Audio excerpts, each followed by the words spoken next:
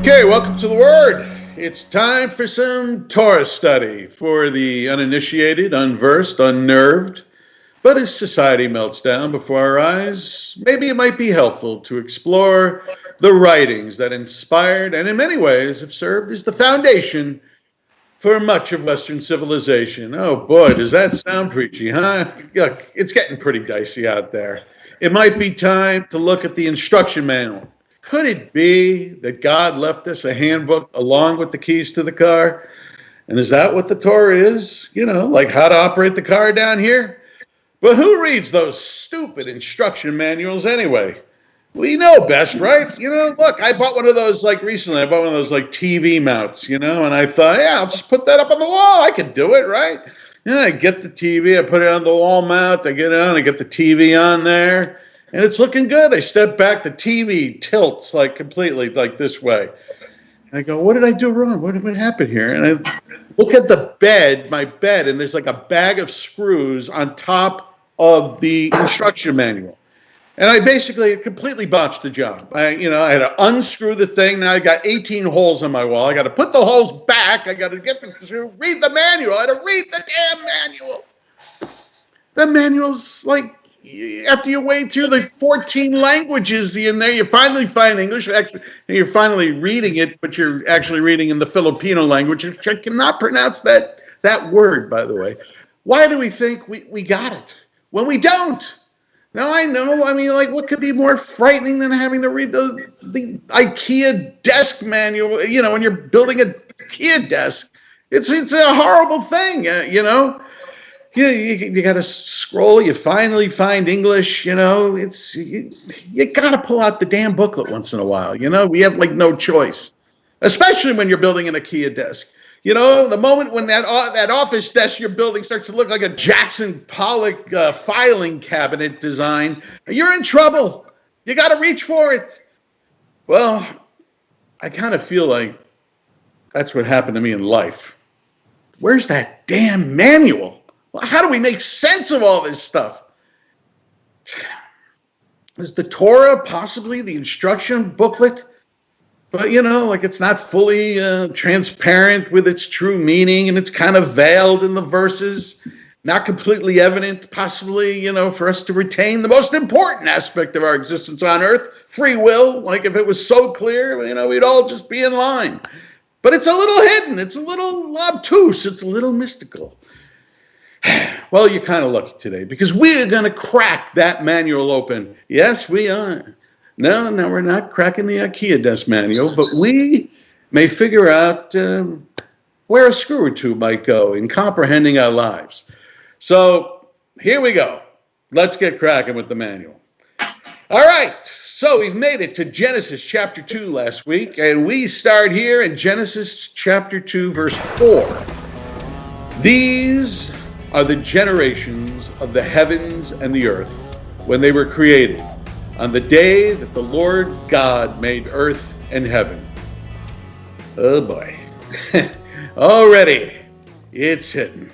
I'm going to be honest here. I read this thing and I just thought this has got to be a conclusion paragraph or an introductory paragraph to a new section. And I'm just going to blow by the thing. But usually when that happens, there might be something to it. So I kept going, and to make it worse, this verse seemed riddled with contradictions.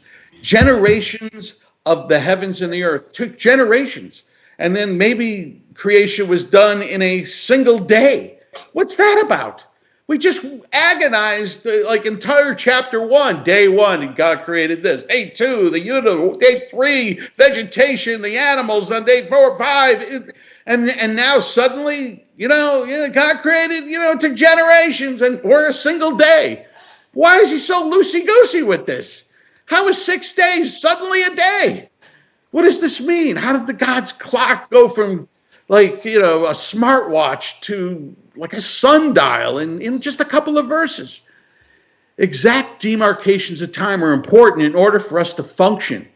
I need to know when my blue cheese dressing expires and becomes blue cheese. That doesn't make sense. Well, that's a bad example, okay? But I need to know when my oil needs changing, right? I just don't go up to the mechanic and he goes, when was the last time you had a change? And I go, I don't know, generations ago, was yesterday, maybe?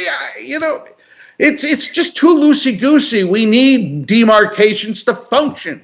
Say a creation took a day, a few days, but it's actually a week, a month, or even generations. Like, for instance, like with me, like, how long did it take you to write the script, Scott? It took me a year, a few months. I acted out in a week. You'll hear everything, and most of them are lies. Our expressions of divisions of time are completely fascinating, how we come up with it. When I was like in film school and I was taking script writing classes, I remember like the teacher going, Stallone, he wrote Rocky in 3.5 days. And my whole career, everybody, like if I was always behind, they'd go, Stallone wrote Rocky in 3.5 days. I think you could knock it out, Scott. They were always using it. So I went to look, because I wanted to see. I took a deep dive on this.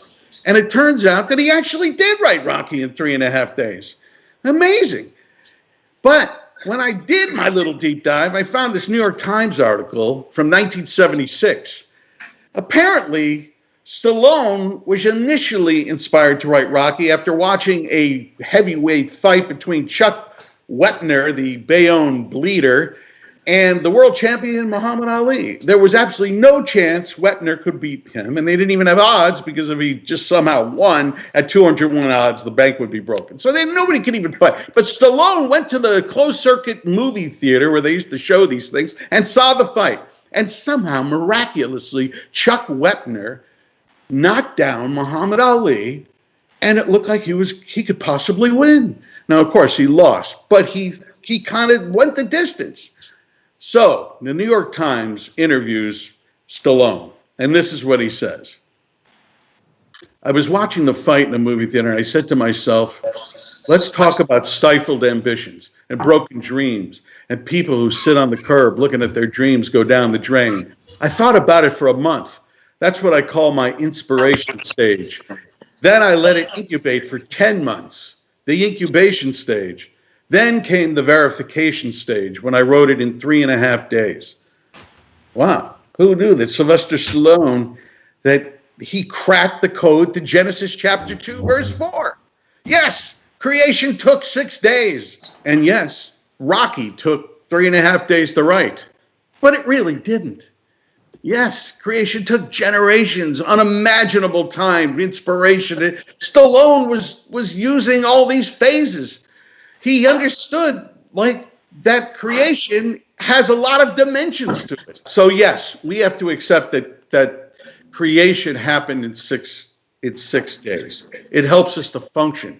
We need to know that Stallone wrote it in 3.5 days. But if we let that be the only truth, then we lose out on the full breadth and scope of creation. When God created the heavens and the earth, and when man creates in and on those heavens and the earth, it's a much greater dimension. This is a warning from God. Don't get stuck on demarcations of time. So division of time is a blessing in a sense to help us comprehend the truth. But it becomes a curse when it becomes the truth.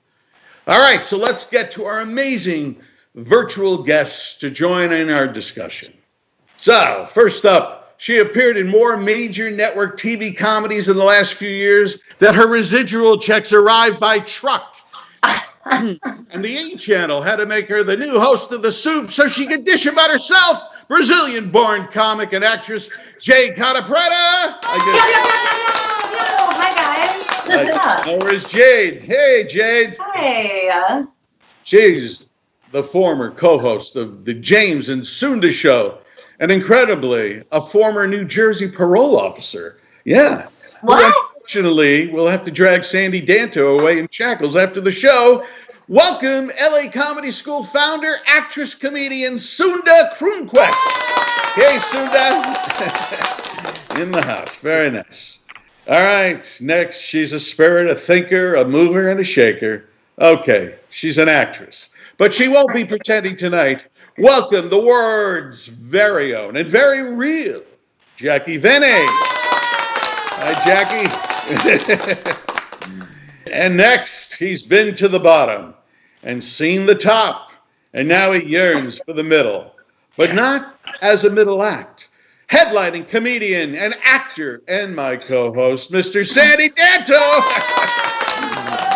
All right.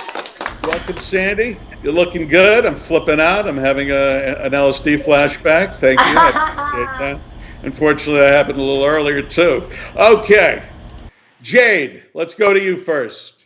No, at first I was very hesitant, and then you kind of went with it, and I started to realize that you're completely right. Not to compare myself to God, because not even close. But whenever I create anything, like if I write a joke, I feel like it kind of marinates within my system for a while before it becomes a solidified thing. And so, yeah, the day that it comes out of you isn't necessarily the day that it was created. You know, it's kind of been within your universe for a while. So I thought that was interesting not to label it as like, I wrote it on this day, because for a long time you've kind of been getting ready to present that. You know, like in acting, I always say you plant seeds and then you finally collect flowers. And so that's kind of what it is. Like, it's just the idea of it not being labeled as the one moment versus, you know, the generations of time that it takes to create something. What part is the most challenging? The incubation period, the inspiration period, or the actual when you're knocking it out? I feel like the hardest time, you didn't mention, the hardest one is seeing how people read it. I think it's people's reaction. I think it's the fourth step. I think the whole other part of it is fun, and you know, and you can express yourself, and then it's the receiving end that I think is difficult. Awesome. All right, Sunda, you were a parole officer. Does a criminal happen in a day, the moment they break into a house for the first time, or does it take a while? You know, if it does take a while, should we intercede much earlier in their criminal and mind development? Wow, you're so right. We really can't be definitive about time. And who knows, maybe a day back in the day, you know, that's when a dinosaur could have been born and died in the same day. And I should know because I was there.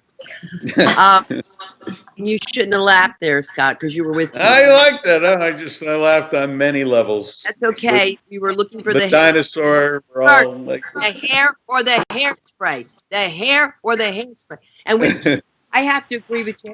I think, you know, when you get into this kind of thing, you want to just get involved and wonder, wow, like how long was that? And if you were a comedian, how long was your set? And when God gave you the light, how was it? But I'm sure you want to hear what everybody else has to say. Jack, hi. You want to look? You mentioned last week you had a lot of unfinished paintings around. You know, do you have any? You know, are you stuck in the inspiration or the incubation phase of creation? Where are you? I was gonna say, I feel like my whole life has been stuck in the incubation stage. I'm just waiting for that other stage. But it's like, I don't want to compare myself to God in this case as well, but I think it's okay here because right now he kind of sounds like a drunk uncle. He's like, yesterday I mowed the lawn and this morning is tomorrow and I was there too. And you're like, whoa, hold up, what's going on? I feel like I have no connection to time. And what you were talking about getting your oil change, I just got my oil change 2 days ago. And they were like, when was the last time you got your oil changed? And I was like, I don't know. And they were like, what's the sticker say? And I was like, what sticker?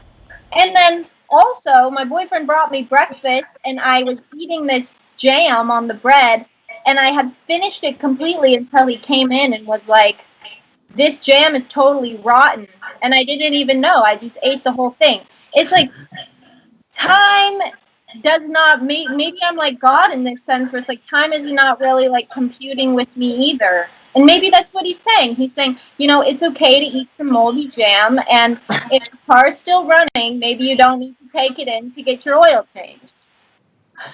I love that we're all using this for our own shortcomings.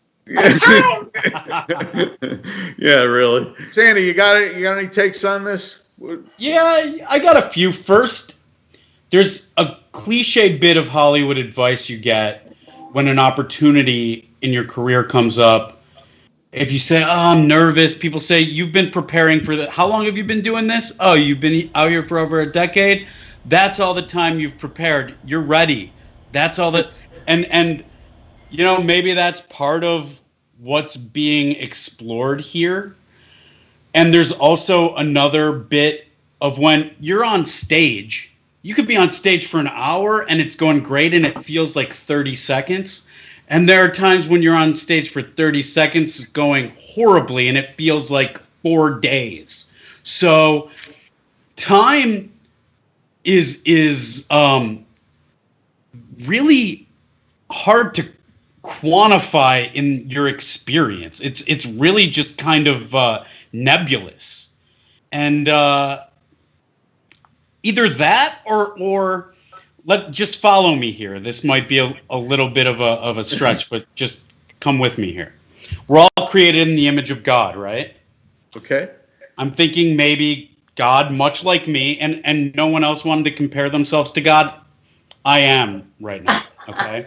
So God, much like me, in God's image, right here. I see it. Perhaps God has a bad sense of time. Maybe God, again, I'm very much the same as God in this one particular way. Poor concept of time. Terrible time management, Yahweh. Just not good at it. And also, like, you can't quantify creation. Come on. You really think all this happened in less than a week?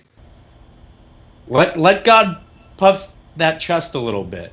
Create some mystique around the accomplishments, you know? God's entitled to have us believe that it only took 6 days when very well could have taken way more. But if we knew how long it actually took, it wouldn't seem as impressive. And we wouldn't have such a unwavering faith. So Yeah, he's like, actually, it took 300 billion years. We're like, well, that could have done that. right. It's like when I tell people I run 2 miles a day. If you knew how long it took me to run those 2 miles, it would not sound impressive at all. Yeah, and it would make that saying really long, like Rome wasn't built in 537,000 more. You know, like it would just it's a way to tighten that up. Yeah, that's all this is about. So you don't have to It's say about- Rome wasn't yeah. built in I think that- 787 years. Well, I think it's a useful tool to move society and to for all of us to be on the same page. But when it comes to creativity, it's hard to put any kind of box on it, you know? So I think that's maybe what he's trying to say, like time is useful, but not in this way. And yet we do it all the time, you know? She was an overnight success. You know? Yeah, I know. It's so not true. There's no one who's really an overnight success these days, except maybe Kim TikTok. Kardashian's tape did it. But The only way to really become- to get there, she didn't just start at that sex tape. I mean, you know, Right, she had to practice, right, Jake? she had a lot of practice. She had a lot of. time that went into that. All right, hey. The real way to become famous overnight is by committing murder or a really good TikTok. All right, look, when we come back, we'll see that God is not done flipping things on his side here, or maybe on my side.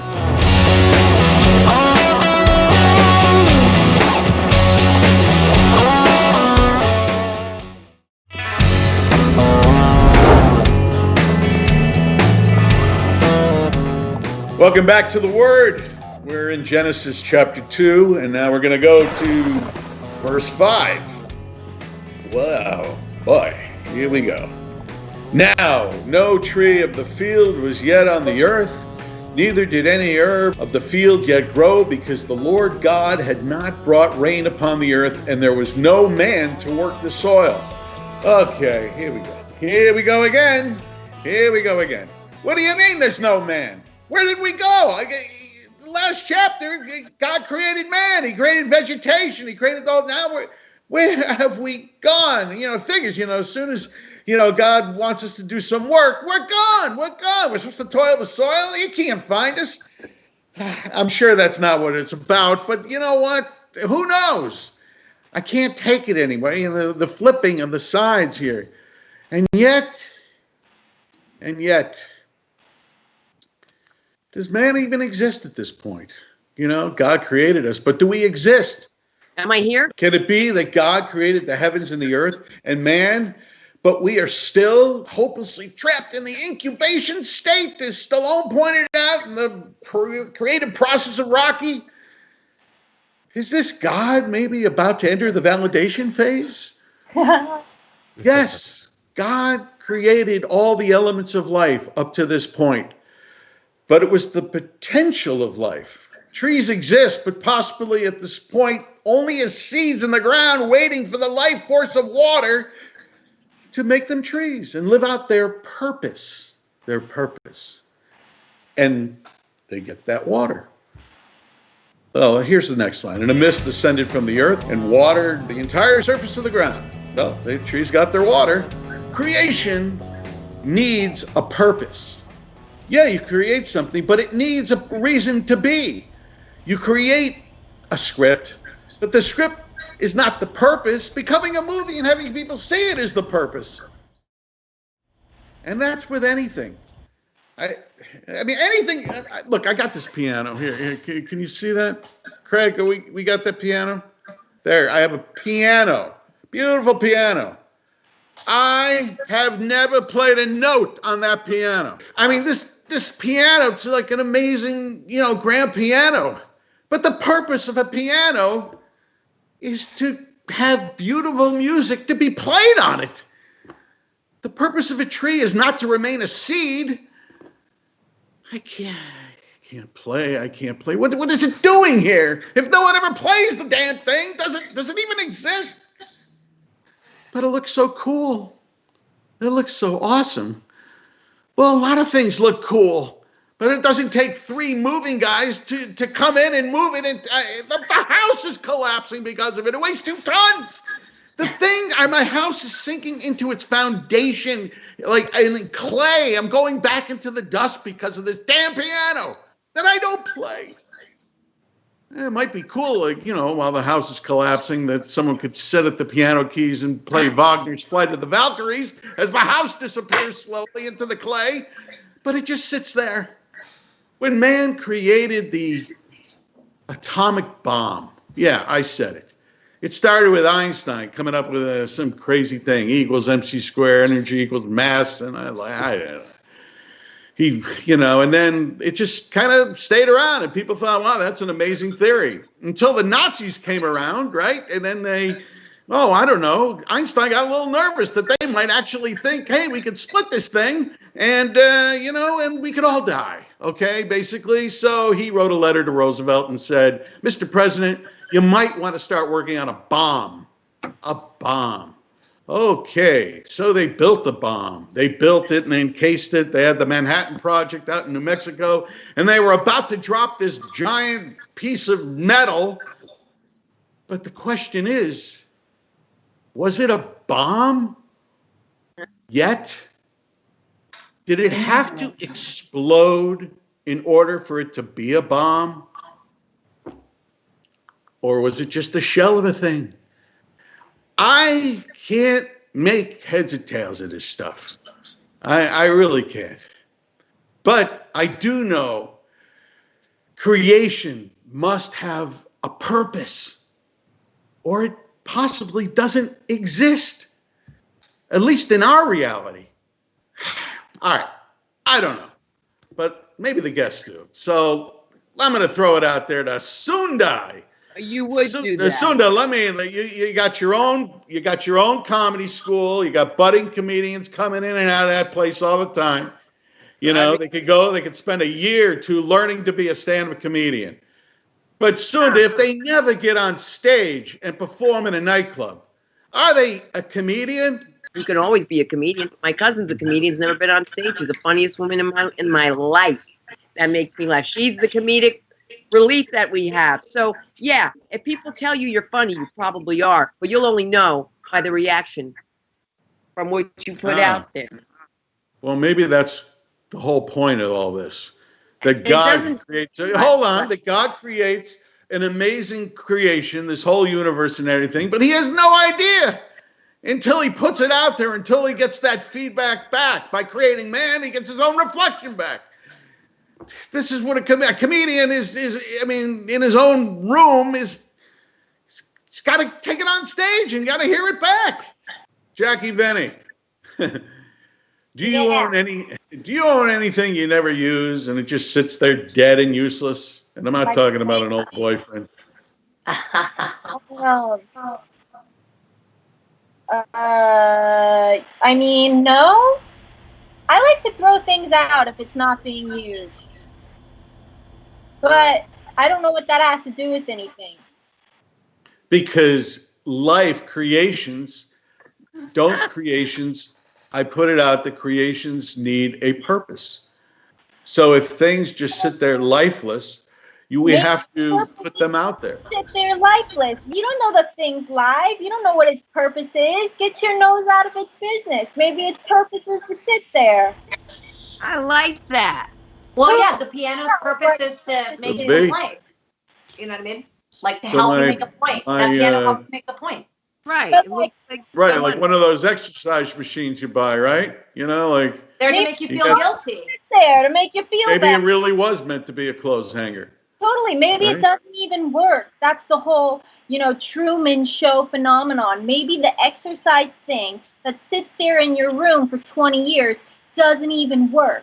But it was programmed to not work because it knew you were never going to use it. That's interesting because I do have a lot of vibrators that have died and are now just dildos. And I can't throw them out because I feel like if I do, are they going to recycle them? Like what, I put a lot of emotion into objects. So that's an interesting thing. So it really is about like having room for it all to exist so that we can feel better. Maybe it's all just like, they're all just pacifiers for us not to feel the impending doom. I like it. Scott, how'd you like those answers? I think that they're all very interesting. I don't know. I have a dildo right now in my inserted. So I kind of lost the You moment. have a dildo in what? Yeah, no, I'm kidding. I lost it when we ventured into that. But no, I think that I think you all have interesting points. I think that I stand by that. I'm not sure. Look at Sunda. She's just losing it. Laugh, girl. Making me laugh. It's such a human conditioned thing to need to use something in the moment and think that if it's not in use in that very moment, that it's useless. What if a creation doesn't need to fulfill their purpose to exist, but they do need to fulfill their purpose to have meaning. I think that may be the splitting of the hairs that we're talking about here. Just because you're not using that piano, Scott, doesn't mean that it's not a beautiful piece of equipment that's on its own just nice to look at and a display for your books. But who's to say that one day you're not going to find use for learning piano? Totally. This also has to do a lot with environment, like using the environment, because I think man came on Earth, or, when they traveled to America, at least the Western civilization, they were like, hey, nobody's using all of this millions and millions of trees. This is useless. Let's cut them all down because we need a shit ton of paper, I guess, and wood. So let's just use it. But we know that that's not that great of an idea, and you don't need to actually use something in its entirety to get the benefit out of it. Sometimes letting something just exist, doing nothing. Right. Yeah. In other words, that you exist, it exists, therefore it is. Yeah. I like that. When we come back, we'll experience God activating man.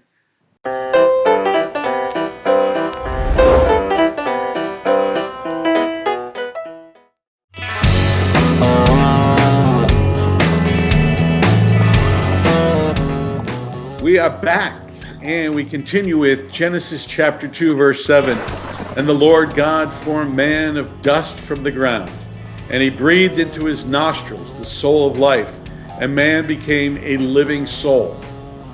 Well, man has been turned on, perhaps, to, dare I say, fulfill his purpose. But what is this activation? What is this God's breath? Could it be awareness? Could it be to be awake, to move, to create, to love? To the extent in which we are truly awake is maybe how deeply we draw on God's breath. If we are cut off from God's breath, it's as if we are just dust in the ground. The piano that doesn't play. The screenplay that never becomes a movie. You see people all the time so beaten down by life. They don't believe in anything. Anything is possible, and they don't try. You know, they just check in every day, show up at work, then come home, go to sleep. It's as if they're soulless zombies. Now, what is a zombie? Walking death that comes from the ground.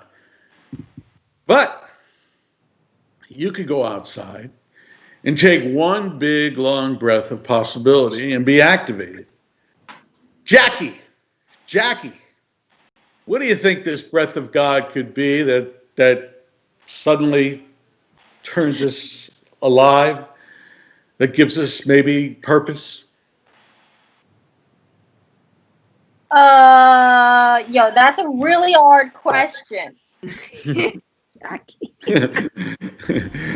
Okay. Yes, it's a. God. Is there anybody in this panel that can answer that question? I'll tell you this. Or just give it a shot. Jade. I think creating is what gave him breath. Like, it's to compare, like, the only thing I can compare to in my life is I don't feel really alive until I'm on stage and I'm creating. And so maybe the creation, making something is what gave him life. Or he was just taking Claritin up the nose. And I think that is true. And I was just thinking about that actually when Scott was talking on the last thing, and he said the point of the movie is for it to be seen. But I think the point of creating the movie is not for people to see it, but for you to create it. So, like, who cares if anybody sees it or if anybody likes it? The point is that you're creating. The point is that you're co-creating with other people that have the same vision as you, and you're expanding your consciousness as a being, thinking of new things. That's why we're here, is to create. Oh no, it's about the journey. Yeah, exactly. That's gross. That's gross. Maybe the breath is God's. Maybe that's our intuition. Maybe God's breath should be interpreted as our intuition from what you're saying. I like the way you said that. That sounds good. It's our intuition He's given us. We're made like God, right? In the image of God. So I hope God has, your boobs planned for me. No comment from you, Mr. Sandy, do you think what might be God's breath? What do you think that might be that turns us into action of some sort? If I'm being spiritual here, God's breath is probably something that people would consider our souls, perhaps. I think that there's a interesting correlation between this verse and, say, and I don't know if you guys can relate to this, if you've ever built a fire. Me, I'm a recreational survivalist. I'm waiting to hear back from Naked and Afraid. But when you build a fire, you have to start a spark, okay? You've got to get kindling to have a spark, and then you breathe life into the fire, literally. You've got to take deep breaths, inhale to the side away from the fire, and then breathe your life into the fire so that the kindling can catch fire and the rest of the wood can catch fire, and you can create the life of the fire. And I think that there's some kind of a correlation between that and what's being said here in Genesis. Well, it's interesting. When people meditate, they aren't you supposed to breathe through the nose? And it's like God breathes through man's nostrils. It's interesting because in deep meditation you always do that. You're almost taking in somehow a life force. Yeah. And I think it's more about being connected to like a higher power in that way. Like when you're breathing and when you're grounded, there's room for like a higher power to go through you to help you create, almost in a way. And so it's almost like he took in the breath to get out of his own way, like to kind of feel connected to a bigger power. Oh, I love that. I love the idea of saying that God is himself connecting to something higher than his own power, meaning that, like, there is no one source or one being who has all the power of the universe. It's like every single being who is powerful is drawing their power from other things. Yeah. If God's breath is what gives us life, does that mean God's sweat and saliva are what created the lakes and rivers that give life to other living things? I always thought that dinosaur ejaculate is what created what are now known as our lakes and rivers, but maybe it's just God's heavy breath, which, now that I think of it, sounds like a Christian rock band. God's breath. When we get back, I will have to take a hit of God's breath to do the next segment.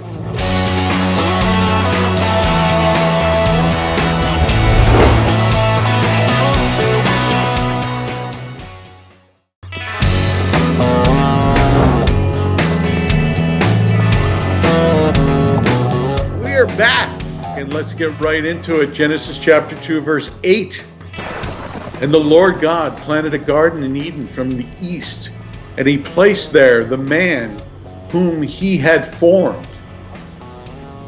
You know, it's incredible. God creates the earth, heavens, animals, vegetation, you know, and what does he do? He creates a garden, like a mini version of what he just created. What is God doing planting a garden? Isn't the whole world a garden? You know, I mean, why create a special place? You know, I think of like my brother. He has this like summer house, like out in, you know, God only knows where, and there's hills and rolling hills and a forest to the left, and he looks out at the hills every morning, and he walks through the forest, and the first thing he does in like 3 weeks, he goes, I'm going to build a garden.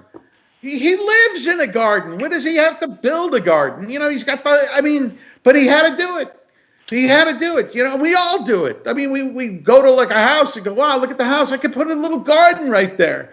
You go to an apartment. You got to take a new apartment. Oh, I got to put plants over here.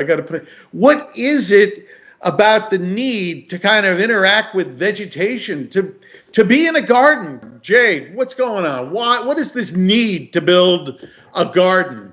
Well, you know, God and humans.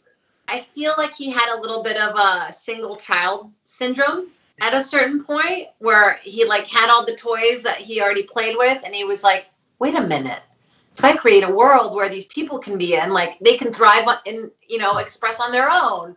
So I think he was a bit of an instigator, and he just kind of wanted to see what happened. You know, it's like very Sims.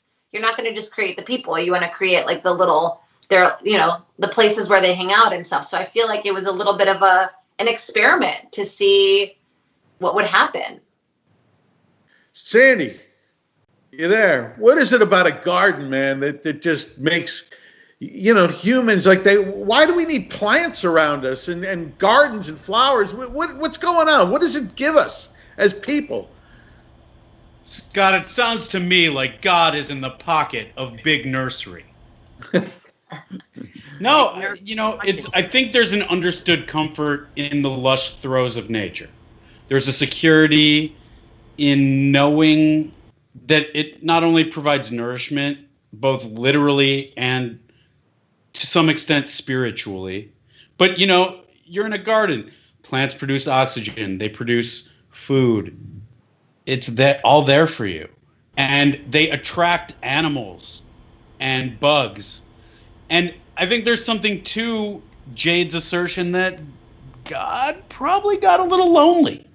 And gardens allow for an ecosystem. It's like a little bottle in a glass, you know? It's like you have all the little things that you need on a micro level, and it was the answer to all of God's problems. Plus, gardens are the first known man caves before man looked around a little more and found caves.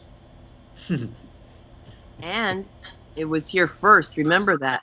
And God wanted us to respect it. And look at what we've done. So I guess we've showed him how much respect we've given this garden.